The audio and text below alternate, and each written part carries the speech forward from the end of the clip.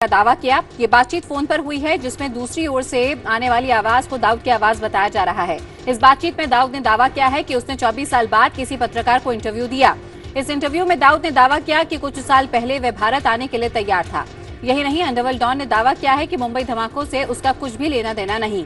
Al Qaeda से संबंध होने के बारे में जब उससे पूछा गया तो उसने कहा कि वो केवल एक कारोबारी है और कौन आतंकवादी है या नहीं, इससे उसे कोई फर्क नहीं पड़ता।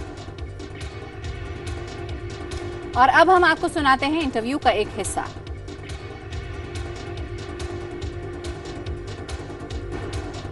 पत्रकार पद्मकांत त्रिवेदी बोल रहा हूँ। नमस्कार जी पत्रकार महोदय, मैं बहुत इज्जत करता हूँ पत्रकार की। आप दाऊद इब्राहिम जी ही बोल रहे हो? यहाँ कोई शक? आपने लास्ट में कौन से पत्रकार से इंटरव्यू आपने दिया था, वो नाम आप बता सकेंगे? क्योंकि मैं भरोसा कर दूं अगर, मगर हमारे व्यूअर्स कैसे भरोसा कर पाएंगे कि आप खुद बोल रहे हो? लास्ट टाइम काफी साल पहले मैंने एक इंटरव्यू दिया था इंडिया टुडे को। अच्छा, अभी रमजान का महीना चल रहा है और मैं ये भरोसा करूंगा कि आप रमजान महीने में जो भी बोलेंगे, मेरे साथ जो भी बातचीत करेंगे, आप सच्चाई ही बताएंगे। ये मुझे गोली खाने का डर नहीं है, पार्टी करने का डर नहीं है। अगर होता तो मैं आपसे बात ही नहीं करता। अभी पाकिस्तान बोल रहा है कि आप पाकिस्तान में नहीं है और भारत ये दावा कर रही है, भारत सरकार, की आप पाकिस्तान में कराची में है, मगर आप कराची में रहते हो, पाकिस्तान में रहते हो या कहाँ पे रहते हो, वो आप कहाँ आप बताएंगे? जी देखिए, ये सारी नौबत आती ही नहीं थी। अगर कुछ साल पहले अगर भारत सरकार ने मेरी बात मान ली होती, हमारी सिर्फ जेठ मलानी से बात हुई थी, आप उनसे अगर आप कांटेक्ट कर पाए तो उनसे पूछिएगा कि मैं इंडिया आने के लिए रेडी था। अभी हिंदुस्तान के जो मशहूर लॉयर है राम जेठमलानी ने दावा किया है कि आप उन्हें लंदन में मिले थे, क्या ये सच है? उनके पास सारी डिटेल्स मेरी अवेलेबल है। राम जेठमलानी ने यह दावा भी किया था उस वक्त आप सरेंडर करना चाहते थे, मगर नो जेल नो टॉर्चर की आपने शर्त रखी थी और शरद पवार ने उनको नकारा। ये सच है? मेरी सिर्फ इतनी मुझे सिर्फ इतना ही चाहिए था कि बॉम्ब ब्लास्ट में मेरा नाम नहीं है। मैंने काम, मैं मासूमों की जान नहीं लेता हूँ। हाँ, लेकिन जो भी मेरे धंधे के आ रहे हैं मैं उससे भी नहीं लेता। मगर ललित मोदी के पास से 1000 रुपये, आप आईपीएल स्पॉट फिक्सिंग में भी आपका नाम उछाला गया है, क्या ये सच है कि आईपीएल स्पॉट फिक्सिंग में आप भी थे? जी देखिए, मेरे नाम का अचरा पूरा दुनिया ने किया और हर कोई एक डॉन बनना चाहता है जी। और जो भी है, अगर मैं बबूलत करता हूँ या मैं मान लेता हूँ एक चीज, तो इससे मेरी मार्केट वैल्यू बढ़ जाती है, कम नहीं होती। ललित मोदी के पास से आपने 1000 करोड़ रुपए आपने मांगे थे और उन्होंने दिए अभी, ये सही है? वो मसला पूरा अलग था। वो मेरे धंधे की बात थी, इसके अलावा मुझे उसका कोई लेना देना नहीं था। और इंटरव्यू करने वाले निर्माण न्यूज चैनल के संपादक पद्मकांत त्रिवेदी ने दावा किया है कि उनकी जिस शख्स से बात हुई है वो दाऊद ही था। मैं दाऊद बोल रहा हूँ, तो मैंने बोला कि अगर मैं मान लूं कि आप दाऊद बोल रहे हो, मगर हमारे व्यूअर्स कैसे मानेंगे, तो क्या प्रमाण चाहिए? तो रेफरेंस मैंने एक पूछा, मैंने क्रॉस चेकिंग के लिए कि लास्ट में आपने कौन से पत्रकार को, किस पत्रकार को आपने इंटरव्यू दिया था, तो उन्होंने बोला 24 साल पहले इंडिया टुडे को इंटरव्यू दिया था। तो यहाँ पे आपको बता दें, एक गुजरात में एक न्यूज एजेंसी यहाँ पे दावा कर रही है कि दाऊद इब्राहिम का इन्होंने इंटरव्यू किया है, फोन पर बातचीत की है। वो पूरी फोन पे बातचीत का एक हिस्सा हम आपको अभी दिखा रहे थे, जहाँ पे दाऊद ये साफ कहना चाहता है कि वो भारत लौटना चाहता था, जिसका हमने देखा था खुलासा कुछ दिनों पहले हुआ था राम जेठमलानी के हवाले से भी। आइए रुक करते हैं हमारे सहयोगी जनक दवे का, जो कि इस इंटरव्यू के बारे में हमें ज्यादा बताएंगे। जनक, जाहिर तौर पे जो दर्शक इस पूरी खबर को देख रहे होंगे, सबसे पहले उनके मन में जो सवाल उठा होगा वो इस इंटरव्यू की प्रामाणिकता का ही उठा होगा। क्या ये इंटरव्यू वाकई में दाऊद का था? बिल्कुल देखिए, इसकी विश्वसनीयता को लेकर जब हमने निर्माण चैनल के संपादक से बात की तो उनका यही था कि शुरू में उन्होंने भी इस मामले को गंभीर नहीं लिया था, क्योंकि लगातार पाकिस्तान के नंबर से फोन आ रहे थे। तो क्यों कोई फोन कर रहा है, ये लगातार जब फोन आ रहे हैं उसके बाद उन्होंने जब रिसीव किया और जब सामने से इंट्रोडक्शन हुआ कि मैं दाऊद बोल रहा हूं, तो इन्होंने पहला सवाल यही किया था कि अगर मैं आप कैसे मान लूं कि आप दाऊद है। तो उन्होंने कहा कि कौन से प्रमाण चाहिए अपने आप को सिद्ध करने के लिए। तो जो संपादक की ओर से जो दावा किया जा रहा है कि ये इंटरव्यू इसलिए भी सही है और इसलिए वो सामने दाऊद हो सकता है क्योंकि कई ऐसे सवाल थे जो दाऊद की निजी जिंदगी के साथ जुड़े हुए थे, जिसका जवाब भी दाऊद ने इस इंटरव्यू में दिया। जब दाऊद नहीं बना था, उसके पहले की जिंदगी जब अंडरवर्ल्ड से वो अंडरवर्ल्ड में जाने की तैयारी कर रहा था, उस समय गुजरात से रिलेटेड कुछ मसले थे। इस मामले में जब उससे सवाल किया तो उसका जवाब दाऊद ने दिया था। तो भरोसा उनको इसलिए भी बैठा कि ये वही दाऊद हो सकता है, क्योंकि आज तक ना तो कभी किसी अपनी खुफिया एजेंसी ने दाऊद का फोन ट्रेस कर पाई है, ना ही उसका फोटो तक उस पास पहुंच पाया है। तो इनके लिए भी सवाल यही था मन में और संशय यही था कि अगर मैं भी मान लूं कि ये दाऊद से ही मैं बात कर रहा हूं, पर दर्शक जो उनके थे या जो बाकी जो लोग हैं जो इसको सुनेंगे, श्रोता लोग हैं, वो कैसे भरोसा करेंगे कि सामने बैठा शख्स दाऊद ही हो सकता है, क्योंकि देश की खुफिया एजेंसी उसका पता लगाने में भी अब तक सफल नहीं रही है।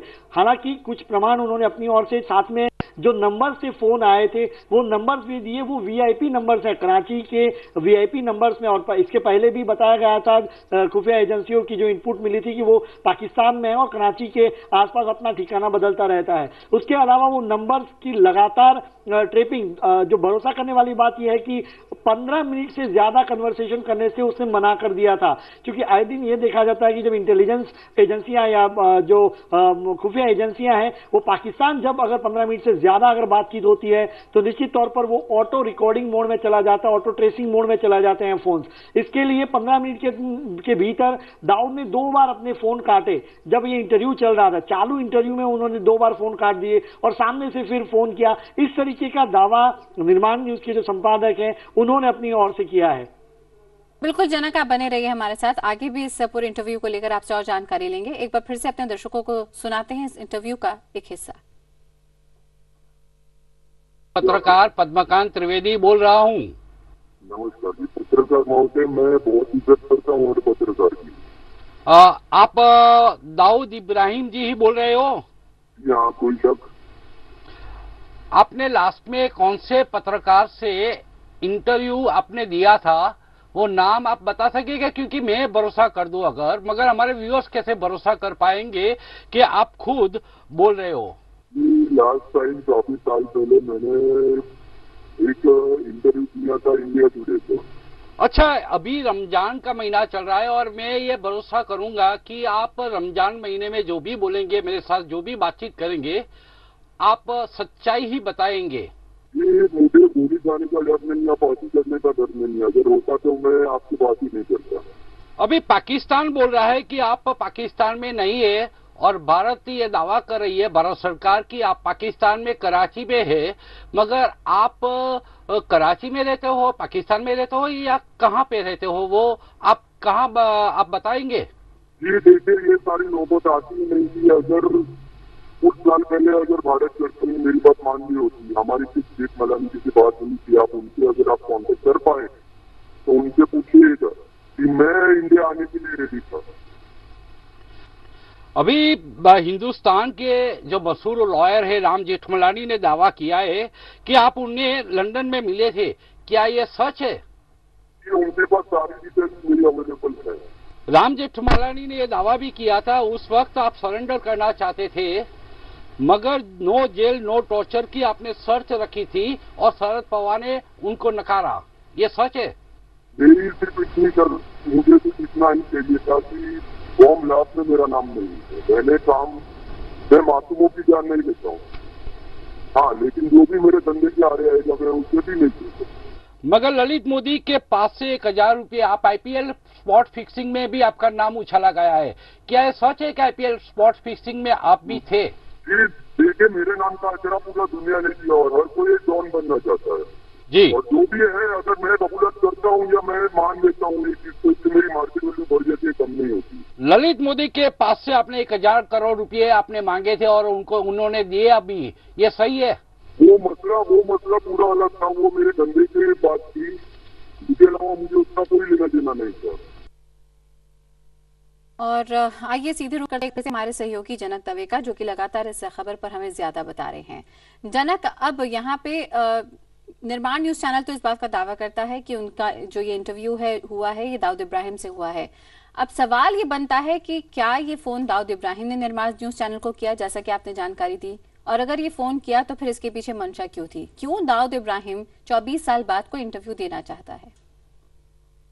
बिल्कुल, देखिए अभी जिस तरीके से राम जेठमलानी का स्टेटमेंट हमने सुना था कि दाऊद यहां पर आना चाहता था और दाऊद से वो मिले थे, तो निश्चित तौर पर उसके बाद अपना पक्ष रखने के लिए उन्होंने शायद फोन किया हो, ये हो सकता है। लेकिन निर्माण न्यूज को ही क्यों उसने चुना, ये अपने आप में सवाल बनता है। संपादक से हमने ये सवाल पूछा तो वो भी इसका जवाब नहीं देने की स्थिति में थे। वो भी यही सवाल कह रहे थे कि मुझे पता नहीं कि उसने मेरा नंबर कहां से लिया, मुझे क्यों उन्होंने बात की। शुरू से वो इतने सीरियस नहीं दिखे थे, क्योंकि इस तरीके से फोन कॉल्स आते रहते हैं बाहर से 92 नंबर का पाकिस्तान जो जिस तरीके सोशल मीडिया में जानकारी रहती है कि ऐसे नंबर नहीं उठाए, तो उन्होंने शुरुआत में बहुत सारे फोन कॉल जो 92 नंबर से पाकिस्तान से आ रहे थे वो उठाना उन्होंने ठीक नहीं समझा, उन्होंने काट दिया। पर लगातार एक ही नंबर से जब फोन आ रहे थे तो उन्हें लगा कि कुछ जरूर है इसमें, उन्होंने फोन उठाने की हिम्मत की और सामने से दाऊद ने अपना इंट्रोडक्शन दिया। तो ये अपने आप में सवाल अभी भी बरकरार है कि दाऊद क्यों निर्माण न्यूज चैनल से बात करना चाहता और इनके पास कैसे नंबर पहुंचा, इसका जवाब फिलहाल तो अभी जो निर्माण न्यूज के संपादक है उनके पास भी नहीं है। जानकारी के लिए जनक आपका बहुत बहुत शुक्रिया।